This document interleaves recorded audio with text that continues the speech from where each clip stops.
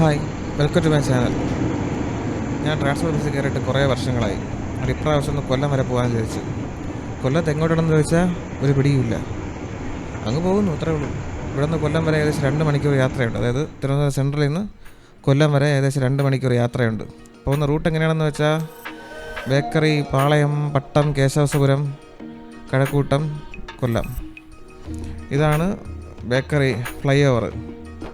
Bakery fly over കഴിഞ്ഞ് നേരെ നമ്മൾ പാള അണ്ടർപാസിലോട്ട് കയറും.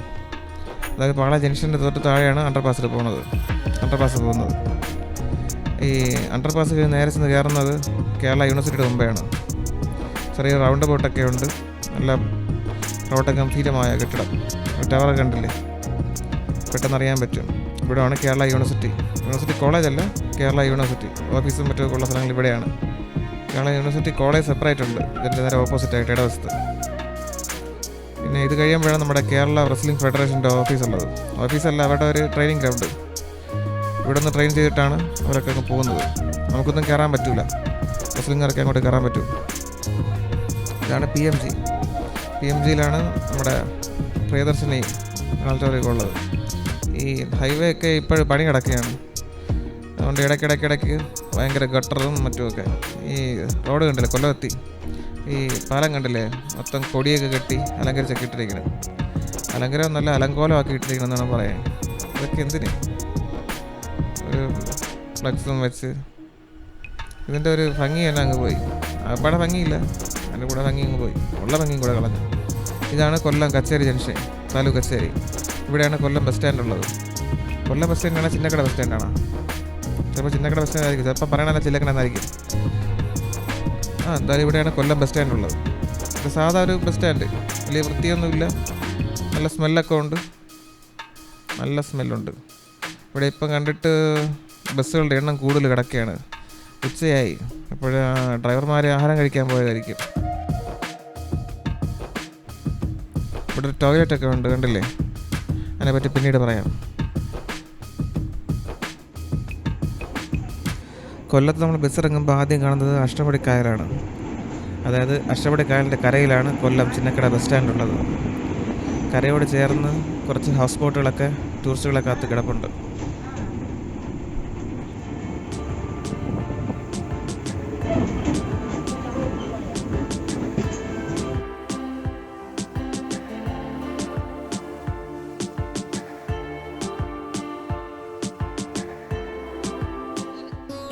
പാർട്ടി ലോകമെങ്ങും ശോഭിച്ചിടും കാരണഭൂതൻ പിണറായി വിജയൻ എന്ന സഖാവ് തന്നെ.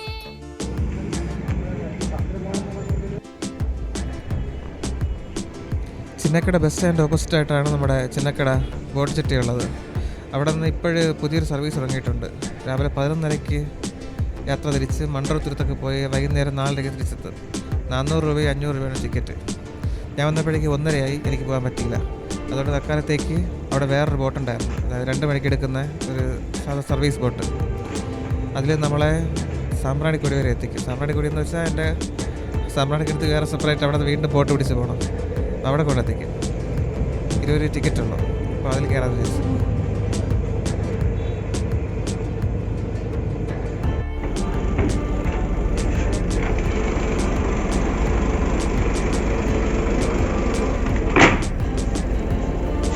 എഞ്ചിൻ ഉണ്ടോ നോക്കിയതാണ്.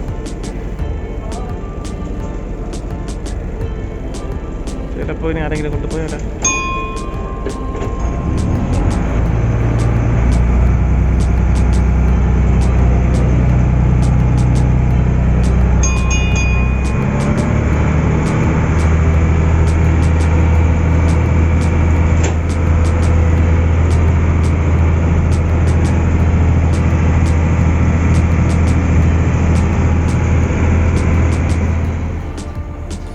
ഈ ബോട്ടിൻ്റെ സൗണ്ട് എങ്ങനെയാണെന്ന് വെച്ചാൽ നമ്മുടെ പഴയ KSRTC ബസ് ഉണ്ടല്ലോ, അതായത് ലൈലൻഡിൻ്റെ പഴയ മൂക്ക് നീണ്ട ബസ്, ആ ബസ്സിൻ്റെ സൗണ്ടാണ്.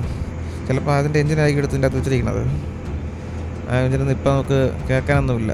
പൊല്യൂഷൻ കൺട്രോളൊക്കെ വന്നപ്പോഴേക്കും ആ സൗണ്ടൊക്കെ അങ്ങ് മാറി, വേറെ പ്രത്യേക സൗണ്ടൊക്കെ ആയി. നമ്മൾ ഈ ബോട്ട് പോകുന്ന നേരെ സാമ്പ്രാണിക്കൂടി പോവുകയല്ല.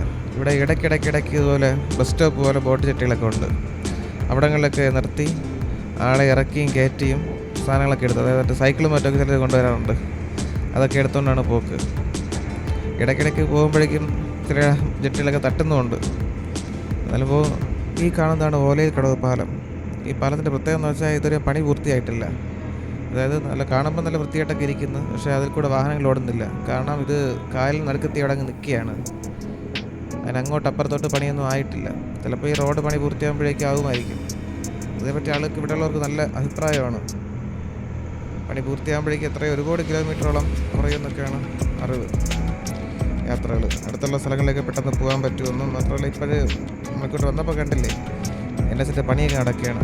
ഇപ്പോഴെല്ലാം പൂർത്തിയാകുമ്പോഴേക്കും നല്ല സെറ്റപ്പ് ആകുമെന്ന് വിചാരിക്കാം. ആ കാണുന്നതാണ് ആശ്രാമം അഡ്വഞ്ചർ പാർക്ക്. ഏകദേശം 48 ഏക്കറിലായിട്ട് പരന്ന് കിടക്കുകയാണ്. എൻട്രി ഫീസൊക്കെ ഉണ്ട്. മുതിർന്നവർക്ക് 24 രൂപയും കുട്ടികൾക്ക് 14 രൂപയും.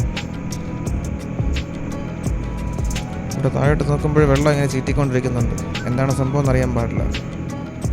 പുറകോട്ട് നോക്കിയാൽ കടൽക്കാക്കകളും കൊക്കുകളൊക്കെ വന്ന് മീൻ പിടിക്കുന്നത് കാണാം. ഈ ബോട്ടിൻ്റെ വെള്ളം ഇങ്ങനെ ഇളകുമ്പോൾ കൊച്ചു മീനുകൾ മുകളിലോട്ട് ചാടും പേടിച്ച്. അപ്പോൾ ആ മീനുകളെ പിടിക്കാൻ വേണ്ടി വരുന്നതാണ് ഈ കൊക്കുകളും കടൽക്കാക്കകളും ഒക്കെ. മുമ്പോട്ട് പോകുമ്പോൾ താഴെ നോക്കിയാൽ മതി, ഇടയ്ക്കിടയ്ക്ക് ഇങ്ങനെ മീനൊക്കെ ചാടും. ഈ കൊക്കും കാക്കയും ഒക്കെ എപ്പോഴും നമ്മുടെ പറയാറുണ്ട്. ചിലരിവിടെ വന്ന് ഇങ്ങനെ മീൻ പിടിക്കുന്നുണ്ട്. ഏതൊക്കെ മീനാണെന്നറിയാമോ? എന്തായാലും ചൂരയൊന്നും വരാനുള്ള ചാൻസ് വളരെ കുറവാണ്. മിക്കവാറും കക്കയോ ഞണ്ടോ അങ്ങനെയുള്ള എന്തെങ്കിലുമൊക്കെ ആയിരിക്കും. ചിലപ്പോൾ കരിമീനാവും. അതുപോലുള്ള എന്തെങ്കിലുമൊക്കെ ഈ ഉപ്പുള്ളതും കൂടെ ചേർന്ന ഈ വെള്ളമാണിത്. ഇതിൽ വളരുന്ന എന്തെങ്കിലുമൊക്കെ ആയിരിക്കും. എന്തായാലും ഞണ്ടും മറ്റുമൊക്കെ ഇവിടെ ഉള്ളത് കണ്ടിട്ടുണ്ട്. ഞണ്ടും ചെറിയ നത്തയും മറ്റുമൊക്കെ ഇവിടെ കിടക്കുന്നത് അത് പിന്നീട് കാണാം. എന്തായാലും ചൂരയൊന്നും ആവാൻ ചാൻസ് ഇല്ല. എന്തെങ്കിലുമൊക്കെ ഉള്ള നാടൻ മീനുകളൊക്കെ ആയിരിക്കും.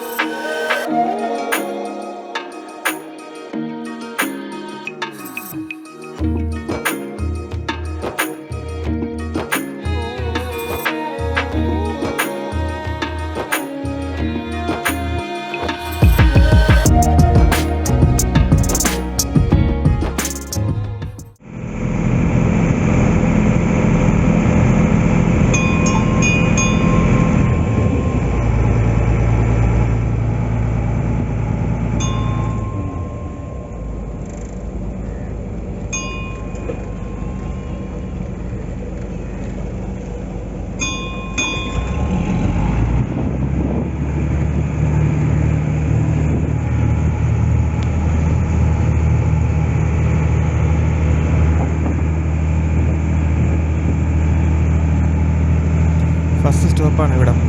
പക്ഷേ ഇവിടെ അടുപ്പിക്കാൻ അല്പം പാടുവിടെയാണ്. എന്താ കാര്യം എന്ന് വെച്ചാൽ ട്രിക്കായിരിക്കും. പക്ഷേ ബാക്കിയുള്ള സ്റ്റോപ്പുകളിലൊക്കെ വളരെ പെട്ടെന്ന് തന്നെ നിർത്തി ആളെ എടുത്തുകൊണ്ട് പോയി. അതായത് 2 മിനിറ്റൊക്കെ തന്നെ ബാക്കിയുള്ള ഇടങ്ങളിലൊക്കെ നിർത്തിയത്. ഇവിടെ ഇപ്പോൾ ഒരു 3-4 മിനിറ്റോളം എടുക്കുന്നുണ്ട്. വണ്ടി ബോട്ട് കറക്റ്റായിട്ട് നിൽക്കുന്നൊന്നുമില്ല. ഇവിടെ നോക്കുമ്പോഴല്ലേ ഈ ഇതിൻ്റെ തൂണൊക്കെ ഉണ്ടല്ലോ, ഇവിടങ്ങളിലൊക്കെ ഇങ്ങനെ നമ്മളെ ചെറിയ ഓയസ്റ്ററൊക്കെ ഉണ്ടല്ലോ, അതൊക്കെ ഓയസ്റ്റർ എന്ന് വെച്ചാൽ ചെറിയ കക്ക, അതൊക്കെ വന്നിരിക്കുന്നുണ്ട്.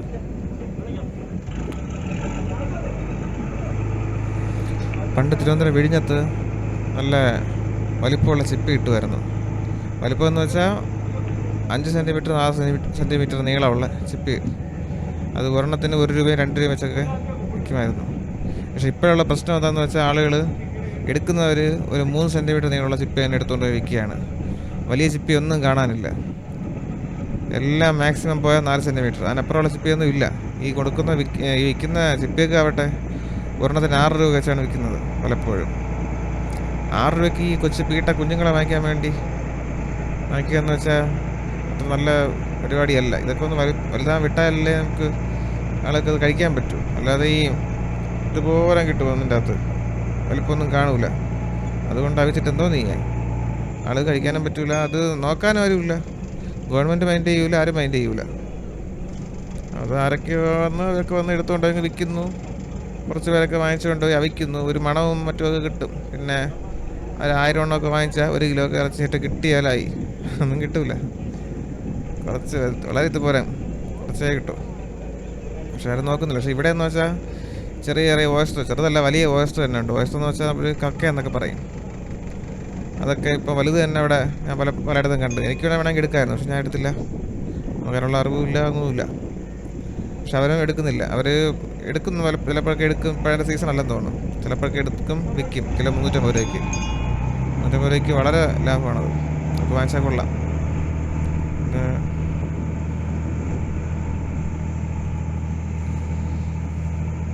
10 മിനിറ്റ് കഴിഞ്ഞു. ബാക്കിയുള്ളത് നമുക്ക് ഇനി അടുത്ത എപ്പിസോഡിൽ കാണാം. Thanks for watching.